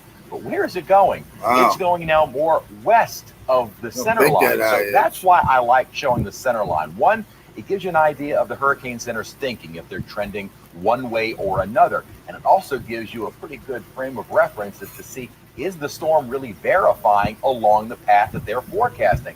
And earlier today, it was more to the east of that line. Now, it is more to the west of that line. And we are not hoping for the storm upon anyone in Louisiana. What would be great is if this thing just miraculously disappeared. That's not going to happen. Unfortunately, a little jog west or east does not change the impacts to our bayou and coastal parishes. Unfortunately, that is not going to put really them under any kind of a more positive view or positive outlook from the storm itself. But if it does move a little bit more to the west, and again, as far as the impacts go to where it would move inland, really has not changed even with that slight jog. That would put the risk of the hurricane force winds in the metropolitan area much lower. Now, as the 10 o'clock advisory came in, that potential for the hurricane force winds in the city did increase, but that was also because the center of the storm had been trending more to the east of that line, and so we started to see that center line kind of shift a little bit more and more to the east. You're right, we'll be watching, J3. though, through the morning and early afternoon. It is really, tough. as I said, Yeah. we got 12 hours to go. This is it. When I was We've got stationed in 12 hours Alabama, before it was the storm will be same way. nearing the coast and then making landfall. We are not going to see any more dramatic shifts in the forecast. This has been pretty spot on. Yes, you see a little wobble here and there by the Hurricane Center with regards to the forecast, but we also see a little bit of a wobble to the center. And this is the center of the storm, very well defined now, based out of our radar along the coast. So Yeah, this is coming Jamie, from I just, Slidell. you We know, also have I've the gotten to radar, the point where I try not to think beam about coming it at it because from I know Mobile. there's So we people now have that a are doing very that.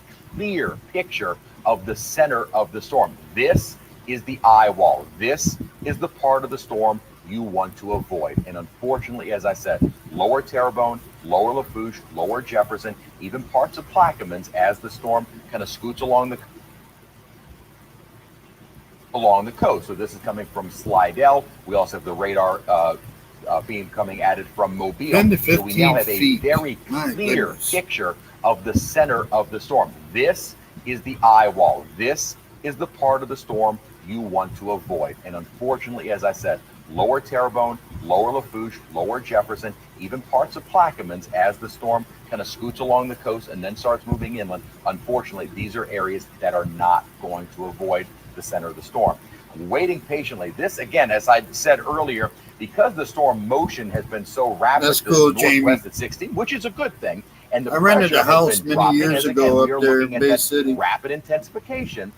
As 2 these, o'clock or 1 o'clock in the morning, got advisories woken up. become They had older tornadoes. and older. I We're mean, now it was 2.5 blowing hours and since our last raining advisory. and doing The everything. information has changed. Ran The down the pressure from the basement. reconnaissance Water has just shown that running through the pressure has basement deepened, walls, just meaning flooding the lower, basement. meaning the storm is Had no place to go. What we've seen on radar, what we've seen on satellite presentation is that the storm is strengthening. Not only when you clearly see the intensity of those thunderstorms around the eye of the storm, there are techniques that the satellites can use that can also make a decent judgment of how strong the storm is. And all of that is pointing to the fact that the storm is likely already a 3. And the forecast from the Hurricane Center actually has it kind of ramping up very quickly during the overnight. And by early tomorrow morning or early this morning, it is already a Category 4 with winds of 130 miles an hour. Now at 7 a.m., that time to make landfall is then much, much smaller. That window of any further strengthening really starts to shrink.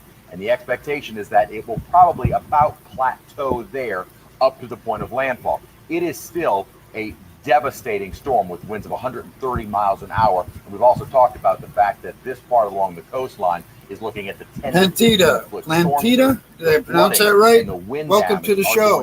We're talking about the hurricane in those areas. When will we start to see the rainfall? Probably we'll start to see and continue to see the rain through the overnight and into the early morning. All right, Joe, have a good night's sleep. Probably what Get the some rain sleep that we before they see call during you. the early morning hours is not going to be the heavy rain. It'll have some scattered showers here and there moving through. We'll get the gusty wind certainly at that point, but even early 6 a.m., it is not going to be terrible. Now, along the coastline, different story. Conditions will be worsening very, very rapidly. Yeah, As the Jamie. storm nears I don't the know. coast Bay and City starts is like in moving a little inland. valley. We That's never when really see got that tornadoes surge that went into continuing the to increase city. along the coastline. But on pushing the that water outskirts, into the we lake, get 'em. and the heavy bands of rainfall starting to move over the area. By probably mid-afternoon and into the early evening hours, we are all looking at some very heavy rainfall. But again, on the dry side, notice You don't have nearly as much of the rainfall in Lafayette, but you're also fairly close. You're going to have some very strong winds in Lafayette, but the rainfall may not be nearly as intense. The heaviest of the rain is on the eastern side. That's what we call the dirty side of the storm. That's where the worst conditions are. Notice as we get into the late night hours of Sunday into early Monday morning, the storm center is moving north, already now probably north of Natchez, but we still have some of these heavy bands sitting over the city. That's why we're looking at probably about 36 hours of potentially very heavy rainfall. As we go later into the day on Monday afternoon and evening, the heaviest of the rain is now moving more to our east, and we're getting some of those heavier bands setting up over parts of coastal Florida. So the rainfall will be moving out and the winds will be diminishing. And speaking of the winds, what's been very difficult is trying to figure out just how large that wind field will be around the center of the storm and how large that eye is, Jamie. the eye wall is once the storm does move. I got a couple friends this is in just based Saginaw. on the European model. What you see in the reds to One of yellows, them manages a the golf yellows to course over oranges there. are the category 1 to 2. So you're looking at 75 to 110 mile per hour winds. In the whites, that's where you find the category 3 and 4 winds of 100 and 30, 110 to 120. At the point that it's already on land, I don't think we'll see many of the 130 mile per hour winds. But that wind field, depending upon just how large it is certainly going to be felt in Lafourche and Terrebonne, maybe even lower Jefferson. And if it's able to trend a little closer to the city, then we could even see those strong winds across parts of the metro area, certainly maybe in western Jefferson Parish. And I'm saying western Jefferson, not with regards to the river, but like out toward Kenner, maybe even Metairie and parts of the West Bank, Avondale may see some of the strongest of those winds. As the wind field starts to shrink and weaken, that will be pushing up toward Baton Rouge, but we're still looking at some very strong winds even as of early Monday morning. The chance, the percent chance, the probability of hurricane force winds in the city is still not at a guaranteed 100%. We're certainly closing in on that around Homa, but around the city, it's about 57. That is a bit higher than it was in the earlier model runs as of this afternoon and evening. By the 10 o'clock, when the decision was made to kind of adjust that forecast a little One friend of mine lives in that Bridgeport. probability of hurricane force winds in the city also increased by a bit. But notice at this point, the wind where it turns into Bridgeport over there? Probability at both Baton Rouge and the city is about the same. So we are looking at a decent probability at the moment. But if this were to trend a little bit more to the west, then that probability would decrease for the city. We are now Asheville, looking at I think so. winds sustained. It's going to get not up quite that way, there yeah. at, the buoy just south of Main Pass. But at Main Pass, you're looking at 43 mile an hour. That won't be till winds, about Tuesday or gusting up to Wednesday 51. for So those Asheville, it strong looks like. tropical storm force winds, though not yet at the mouth I of the sat river. through a hurricane up there one time. One of the other sites, they're at 13 miles an hour. Here, they're at 43 miles an hour, gusting up to 51 compared to gusting up to about 30 miles an hour. So those sustained winds of tropical storm force are getting very near the mouth of the river at this hour. As the storm makes landfall, we will also have a risk of tornadoes. That is very common, and you will see that every time there's a landfalling storm. The storm surge potential, this is pretty much at this point locked in. Doesn't look like we're going to see any dramatic changes to the forecast. And this is all based on the intensity of the storm and the size of the storm, and the intensity or the storm surge that we are expecting will start piling up more so along our southern coastline. But as we get into the eastern facing shoreline, this water then starts to make its way into Lake Pontchartrain and then starts to back up a lot of our North Shore rivers. And so it is huge. Likely along many of them from the Tangipahoa. Supposed to be category 4 when it hits land, they said. It looks like they are going to be fine and okay if you're along the Pearl. A little bit of higher water, but doesn't look like it's going to actually reach flood stage. Rainfall totals. And you're moving to Bridgeport, then? High rainfall totals and rainfall rates or rainfall accumulations on both sides of the lake. At the moment, kind of looking at a wide 7 to 10. Now, there may be parts of Jefferson and certainly into Terrebonne and Lafourche within that swath of higher amounts of 10 to 15, maybe even localized amounts of 20 inches of rainfall. And that was kind of the issue. The heavy rainfall on the North Shore, that all drains into those rivers. If the rivers cannot drain into the lake because the surge is pushing that water back up the rivers, you are going to see some flooding. Oceanic heat content, again, the warm waters are plenty ripe for this to continue developing and strengthening, and that is likely over the course of the next 12 hours. So tropical impacts will begin overnight. No dramatic changes in the forecast are expected. Landfall as a major hurricane in about 12 hours from now. The damage, unfortunately is going to be extensive and widespread. We are definitely going to see damage here in the city. It's going to be more so in the river parishes and devastating down toward the coast. Oh, I know Elizabethtown is. We've gone through many. We will get through this, but for some, the rebuilding process may take a while. And Chris, you kind of mentioned the speed of the storm. It's moving quickly, right? It is moving very quickly. I'll try and jump back to our graphic. It's been moving at about 16, 15, 16 like miles southeast an of hour Nashville over and really stuff? last couple of days, and it maintains that speed. That is why we actually saw a kind of increase in the arrival time, as we were at one time, even more so yesterday, looking at kind of a landfall time of around 7 o'clock. Now that's come up to about 1 o'clock. By 7 tomorrow, the storm should already be fairly well inland and weakening at that point. Still strong, but it will be weakening by 7 o'clock. So yeah, we're looking at, in about 12 hours from now, the storm already making landfall. And when it makes landfall, how long would it take to get to the metro area? Once it makes landfall, we're probably looking at California's not affected. Graphics here again, and I can look at it right This here. is like in the lower Midwest of wind the states. arrival time. So these are tropical storm force winds in the pink. Louisiana, and red. Mississippi, Alabama, Georgia, and then it's going to go north into Tennessee, Kentucky. More likely to make its way into the metro area. Probably like This is Arkansas. as of about 11 a.m. We're nearing hurricane force winds already in the city, Jamie. and then before the noon hour, we're already at hurricane force winds here in the city, and possibly nearing major hurricane force winds just off to our west. Wow. So it's going to hit as a 4, but as it moves inland, it loses. Right. It'll start. You'll see that wind field kind of collapse. That will shrink. The maximum winds will start to weaken as well. That does take some time, but even at this point, Sunday evening, again, we're looking at a landfall of about 1. So 6 hours later, it is still packing a punch north of Thibodaux, and you're looking at some devastating winds that have now made their way up toward the river parishes. So we will get another update at 4 and then one at 7, but you're saying what we have now is basically what it's going to be. You know, there might be a slight jog one way or another, but we'll get another update of the storm strength, which I would guess it will be a Category 3 at 1 o'clock. That's going to go right through where you're going to live, Jamie. Update at 7, a forecast at 10, and then that's it. We'll have an update Dead at 1 center of p.m. it. And at the 4 p.m. forecast, the storm will have already been moved. Will have moved inland and made landfall at that point. So we'll have 2 more forecasts. I thought you were moving to California to be out there by Nippon. I don't think so. And this is kind of going back to more or less verifying what the storm is doing and how it's trending with the forecast from the Hurricane Center. This is the center line of the forecast, the Hurricane Center's forecast, and this is the center of the storm. Now it is within radar range, so we can really get a good fix. And right now, the center looks to be trending a little bit more east of that center line, which for Metro New Orleans is kind of what you wanted to see. West, I apologize.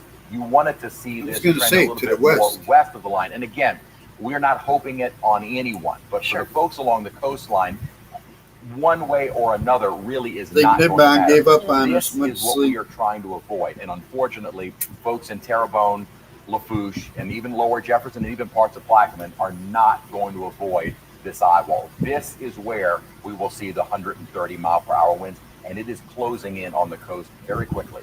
I have not seen this many people heed the warnings and really evacuate in a really, really long time. And I know it's hard to compare storms, but Chris, you've been doing this a long time. Is this going to be the worst we've seen in decades? It's the worst we've seen in a while. You got to move to Tennessee. Usually it's one of those, well, once it's over with, then we can kind of compare the damage and just how bad it really was. There may be certainly, you try and compare it to a Katrina, as everyone has been trying to. Right. It's completely different. The trajectory it's making landfall, how it originated, how long it sat over the Gulf waters, the size of the storm, the wind field size, the height of the storm surge, it is all different. But certainly what was kind of interesting is I almost brought up the fact that I don't think a lot of folks heeded the warning, even as we were talking about it. It's one thing for us to talk about, hey, this could explode in strength. We're showing you computer models. This is how it could look. This is what it might do. It's different for us to say what it might do as opposed to actually looking at a satellite and seeing this coming at Southeast Louisiana. Those are 2 different mindsets for folks. It's one thing to show you a computer Hello, model. Hong Kong Explorer. Welcome to the show. But once you see this, we're just showing the little hurricane. I think that's when a lot of folks realize, okay, this is going to be bad. We need to get out of here. Yeah, it's a pretty frightening sight. You mentioned the pressure dropping. Can we talk about pressure for a second? What does that mean for the impacts of the storm? It really doesn't change the impacts per se. The pressure is the central pressure at the center of the storm. And the pressure is a probably better indicator of the strength of the storm, even sometimes more so than the wind. So the pressure has been dropping, which means the storm is strengthening. And you start now to see these, this is a colorized infrared satellite, and you're starting to see within these The other black Kuya is on Mama These are H's channel. intense thunderstorms that are forming all around the center.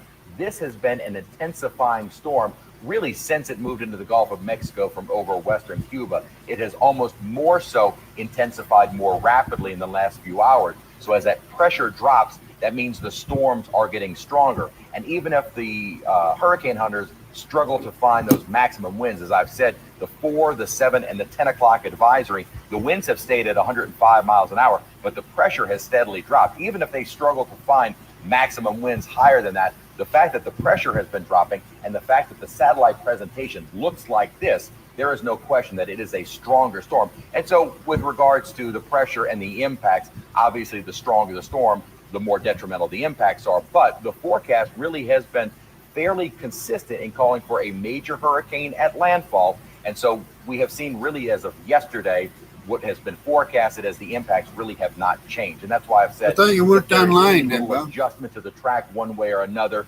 That's almost minor. The impacts are— They have internet in Tennessee, are what we're expecting to see by, the next few hours. Chris, you just mentioned hurricane hunters. How do they fly into those kinds of winds?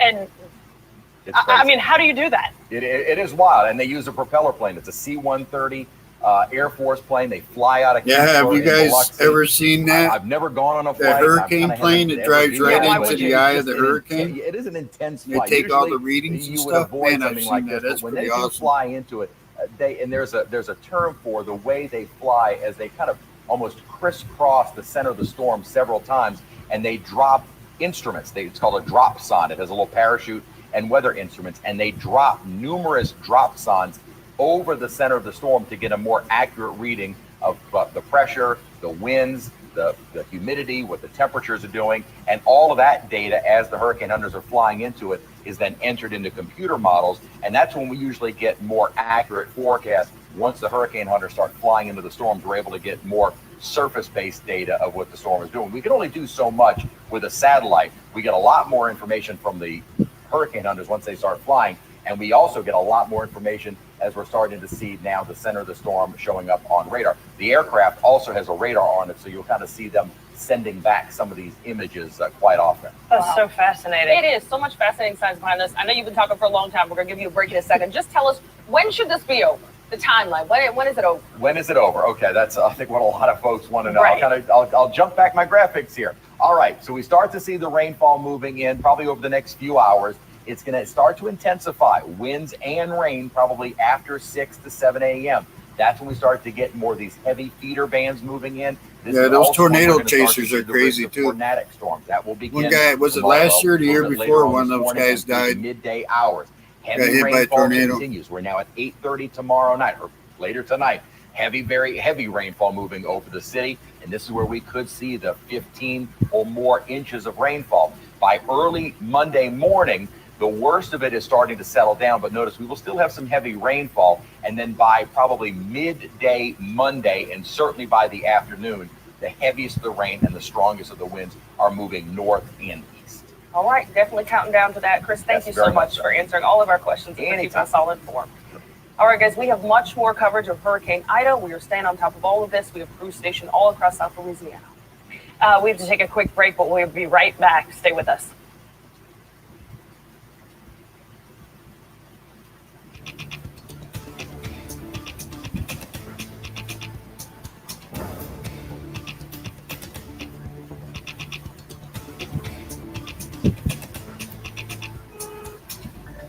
And guys, we'll go a little bit longer on this and then we'll shut her down. Not a whole lot we can do about it right now.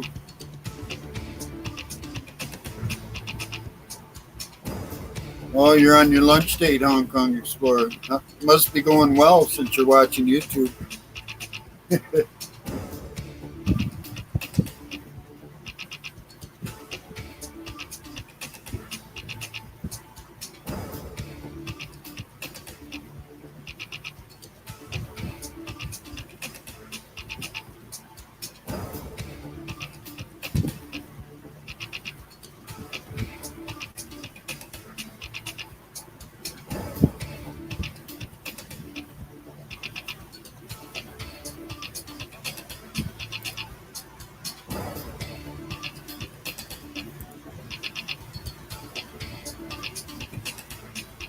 But the trolls are out tonight.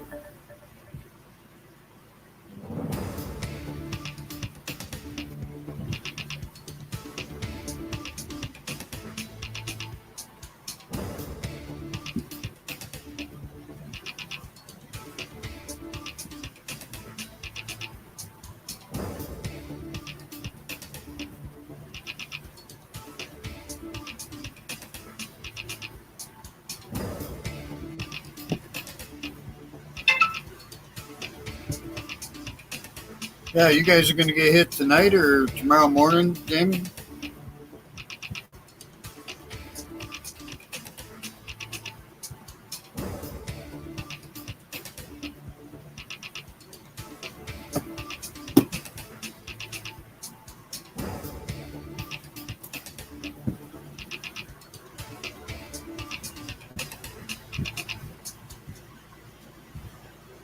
Yeah, it's...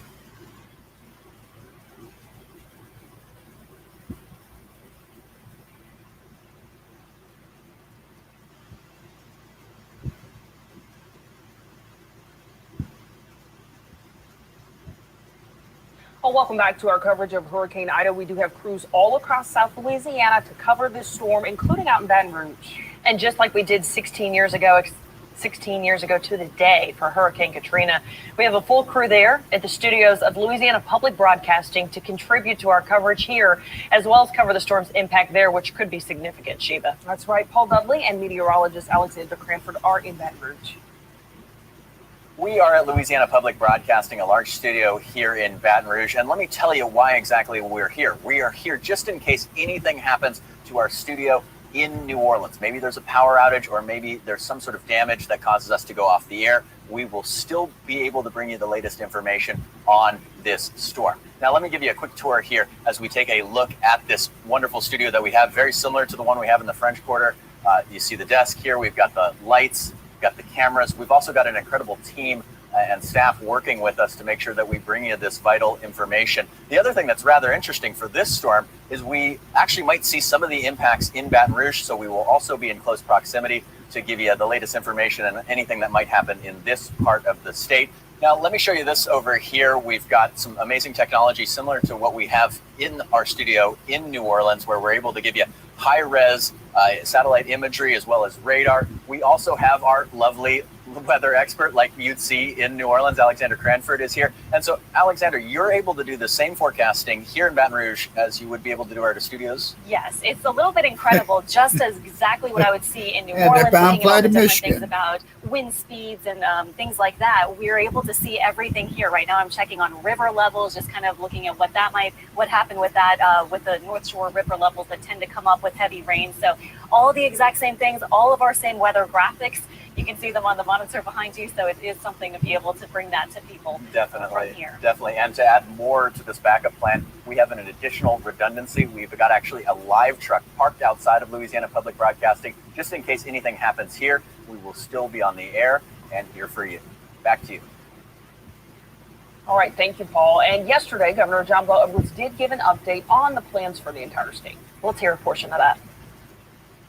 Unfortunately, there's not been a lot of change in the forecasted track or intensity of Hurricane Ida since our last press conference yesterday afternoon. So we're still looking at a very strong Category 4 hurricane making landfall, likely in Terrebonne Parish, tomorrow afternoon or evening. Now, the forecasted landfall. Hey, Jack, welcome to the show. What I want to make sure people understand is that's the point at which the leading edge of the eye wall will cross from the Gulf onto land. At that point in time, about half of the storm is already over land. So don't listen to that and think you have until 7 o'clock tomorrow evening, but before the storm itself is going to be over land. That is not so. The wind speed at landfall is projected to be sustained in the neighborhood of 140 miles per hour.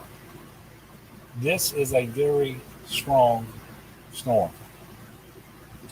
Ben Schott of the National Weather Service is not here today. He is in New Orleans. He is working extremely hard, but I do have some of the most recent slides to put up and share with you. One of the things that you're going to see is just about the entire state is under some type of warning or watch. And so everybody out there needs to be very careful. I don't want folks who are further inland to be caught off guard, because there's a potential for 110 mile per hour sustained winds as far north as the Louisiana-Mississippi line, but also from Lafayette through Baton Rouge to New Orleans and all points south, including the river parishes. And I would point out that 110 mile per hour wind, that is Category 2 strength wind. So that's a Cat 2 hurricane there. And so while the storm will weaken after it makes landfall, it is such a strong storm at the outset that it's going to be extremely powerful as far north as Baton Rouge and even further. We expect storm surge of 10 to 15 feet between Morgan City and the mouth of the Mississippi River, from 7 to 11 feet from the mouth of the river to Ocean Springs, Mississippi.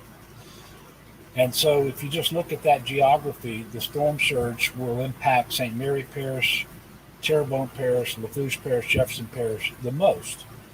But there will be impacts well away from that, and certainly Plaquemines Parish and St. Bernard will be challenged with storm surge as well. 8 to 16 inches of rain with locally higher amounts possible. That higher amount could be 20 or more inches, and that's Sunday through Tuesday. And as a result, and by the way, there's a big confluence of all of these areas, but again, stretching from Lafayette through Baton Rouge over to New Orleans and point south, that's where we're expecting the heaviest rainfall. And you hate to make comparisons with other storms because every storm is different, but remember that last year with Laura, we had very strong winds extending through most of the state because of how strong it was and how large that storm was. Well, we're going to see something very similar with Hurricane Ida. Yeah, I just take money, Jamie. With the rain amounts that I just mentioned, flash flooding is a very real concern. And this is a very large storm. One of the things the National Weather Service told us that from the center of the storm extending eastward, it could be up to 160 miles, and then another 120 or 130 miles over to the west. So you're looking at something that could be 300 miles long. River flooding is also possible, especially on the North Shore area. Now, we're catching a little bit of a break here because the rivers don't start off at flood stage, and we haven't had as much rainfall over the last couple of weeks as we had been experiencing earlier in the year. But it doesn't take many hours of rain that's falling at the rate that they're talking about before those rivers could be at flood stage. This will be one of the strongest hurricanes to hit anywhere in Louisiana since at least the 1850s.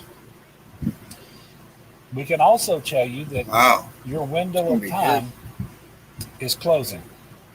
It is rapidly closing. And just like we said yesterday, by the time you go to bed tonight, you need to be where you intend to ride the storm out. And you need to be as prepared as you can be, because weather will start to deteriorate very quickly tomorrow. By 8 a.m., we expect tropical storm force winds to start to move into the inland across southern Louisiana. And while you've been preparing, so has the state, so has local government, and we've certainly had assistance from our federal partners. And I'll just give you some updates from state agencies at this time. I can tell you that the Department of Transportation has waived the hours of service for truckers responding to Hurricane Ida. I've been watching the traffic cameras across the interstate systems of Louisiana for much of the day. And part of the good news is that many people are heeding the evacuation orders, both mandatory and voluntary evacuation orders, and they are evacuating. This is causing some areas with high congestion. We just ask people to be patient. This is going to be part of the process. Everyone can do themselves a little favor by checking with 511la.org, or you can go to the 511LA app for traffic information. Find out if roads are closed, if detours are in effect, and if alternate routes are needed. At the present time, we have 137 coach buses in place in Louisiana, spread from Lafayette across east towards the New Orleans area and multiple vehicle staging areas. The vast majority of these resources will be focused on southeast Louisiana. We also have 19 paratransit buses, and they've already been assisting in the evacuation of a number of nursing homes. We will have another 38 more coaches on hand by Monday. It is important to note that debris on the roadway and high water can occur at any time during the storm because of the impact of the wind and floodwaters. DOTD crews may not be able to get to these locations to erect signs and barricades and provide warning before motorists experience these things. So,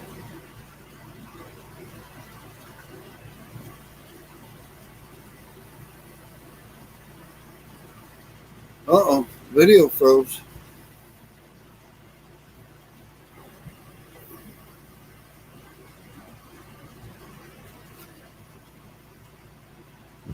the entirety of the Louisiana National Guard has been activated, and coordination for possible assistance with sister states.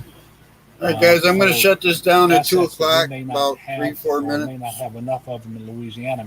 Is go to sleep so I can get up, maybe get the hell out of here. But just in terms of the National Guard, tornadoes start hitting over this way. Search and rescue assets are staged currently across 14 parishes.